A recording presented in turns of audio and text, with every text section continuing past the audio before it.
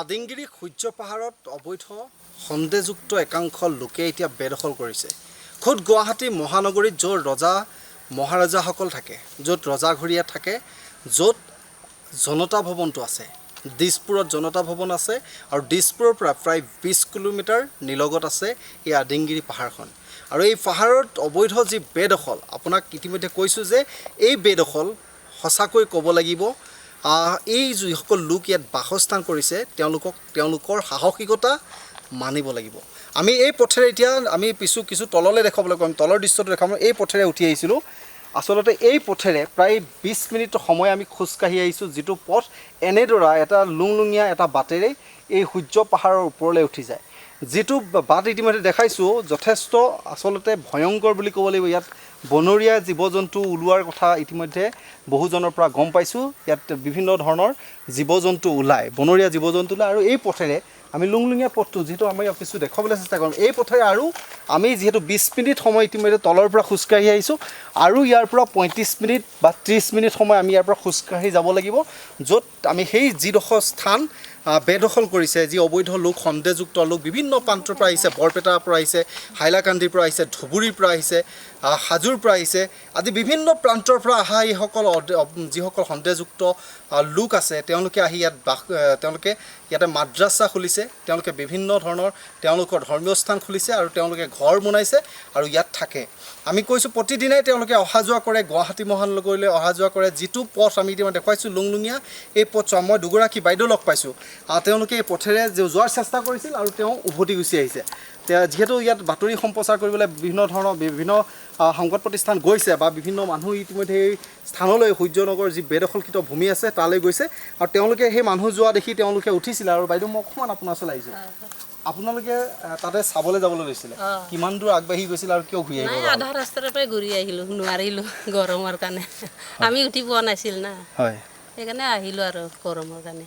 এই পাহাৰটো কিমান ওপৰলৈ আছে, কিমান দূৰ যাব লাগিব? আৰু যাই পোৱা নাই আমি, তালৈকে যাই পোৱা নাই। আপোনালোকে গৈ পোৱা নাই? নাই যোৱা। ইয়াতে যিহেতু আপোনালোকে তলত থাকে, তলত যিহেতু থাকে কিমান বছৰ হ'ল আপোনালোকে ওপৰলৈ গৈ পোৱা নাই? 20 বছৰ ওপৰ হৈছে। 20 বছৰ ওপৰত মানে আপোনালোকে তলত আছে, কিন্তু এই ওপৰলৈ গৈ পোৱা নাই? এই যিবোৰ মানুহৰ কথা ওলাইছে, যিবোৰ মানুহ ইয়াত থাকে বুলি কৈছে, অবৈধ যিসকল সন্দেহযুক্ত লোক আছে, এই লোকসকল এই পথেৰে অহা যোৱা কৰে? এইফালে অহা যোৱা কৰে, দেখা পায় আমি। দেখা পায় ন? দেখা পায়। তেওঁলোকৰ বিভিন্ন সামগ্ৰী, যিবোৰ খাদ্য সামগ্ৰী হওক বা ঘৰ বনাবৰ কাৰণে যিবোৰ সামগ্ৰী নিছিলে, এই পথেৰে নিছিলে নে অন্য পথ আছে? নাই, এই চাইডত মানে অহা যোৱা দেখা পায়, গাড়ীতে বস্তু বানি আনে, দোকানৰ কিবা খোৱা খাদ্যবিলাক অনা দেখা পায়। আৰু কেতিয়াবা কোনজনীবা ছোৱালীয়ে ল'ৰাবিলাক স্কুলত যোৱা দেখা পায় এইফালে।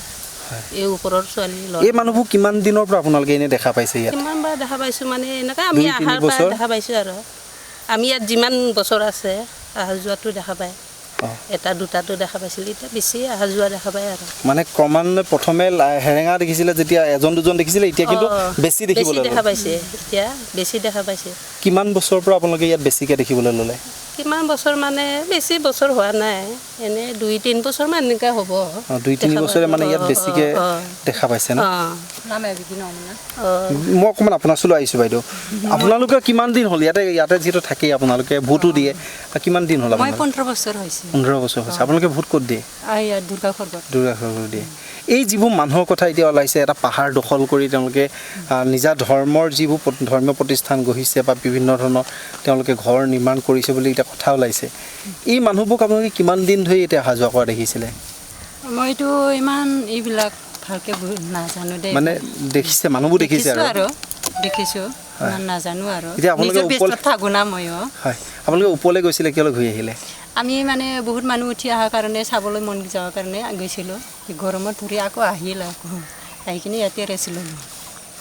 নিশ্চিতভাৱে চাওক, তেওঁলোকে এই পথেৰে গৈছিলে আৰু আমি কিছু পথ অকণমান মই যদি সম্ভৱ হয় উঠি যাবলৈও চেষ্টা কৰিম।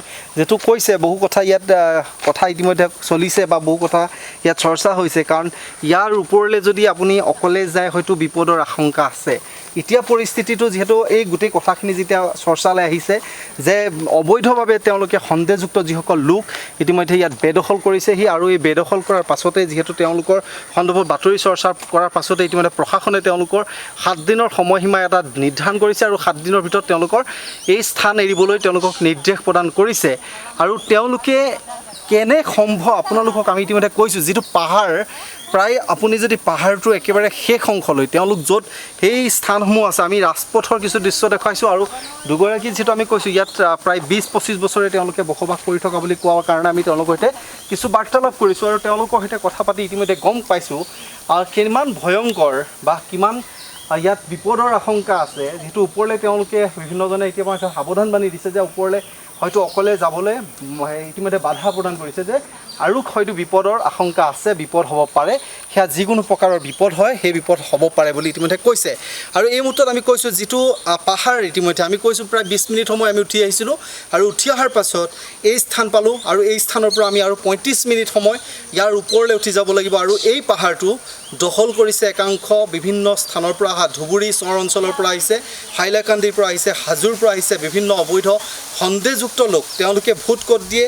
বা তেওঁলোকৰ প্ৰকৃত ঘৰ ক'ত সেই কথা ইতিমধ্যে তথ্য তেওঁলোকৰ হয়তো হাততো নাই এতিয়া তেওঁলোকে এনেধৰণে আহি ইয়াত অবৈধভাৱে বেদখল কৰিছে আৰু এই বেদখলকৃত ভূমি ইতিমধ্যে সূৰ্য পাহাৰ যিটো আদিংগিৰি সূৰ্য পাহাৰ বুলি কোৱা হৈছে আৰু সেই সূৰ্য পাহাৰৰ ভূমি দখল কৰি তেওঁলোকে ঘৰ নিৰ্মাণ কৰিছে আৰু তেওঁলোকৰ সতি সন্তান যি আছে তেওঁলোকে মহানগৰীৰ বিভিন্ন স্থানৰ যিসমূহ স্কুল আছে কলেজ আছে তাত অধ্যয়ন কৰিবলৈ দিছে কিন্তু এই মুহূৰ্তত আচলতে ডাঙৰ প্ৰশ্ন আমি কৈছোঁ যে এই যিটো পথেৰে ইতিমধ্যে আমি আহিছোঁ প্ৰায় 45 মিনিট সময় এনে এটা লুংলুঙীয়া বাটেৰে আপুনি সেই পাহাৰলৈ উঠি যাব লাগিব যিকোনো মুহূৰ্তত ইয়াত বিপদৰ আশংকা আছে ইয়াত বন্যপ্ৰাণী ইতিমধ্যে বন্যপ্ৰাণী ঘূৰি ফুৰে সচৰাচৰ যিবোৰ বন্যপ্ৰাণী ইতিমধ্যে বহুত কথা আহিছে যে বিভিন্ন ধৰণৰ বাঘ আছে বা নাহৰ ফুটুকী আছে ইয়াত বিচৰণ কৰে আৰু এই বিচৰণস্থলী আচলতে তেওঁলোকে বেদখল কৰিছে আৰু ইয়াৰ ইতিমধ্যে আমি কৈছোঁ যে ইয়াৰ পৰা যিটো 35 মিনিট আমি আৰু যদি সময় উঠি যাওঁ এইটো আচলতে এটা লুংলুঙীয়া পথ দুয়ো কাষে যদি চাই ঘন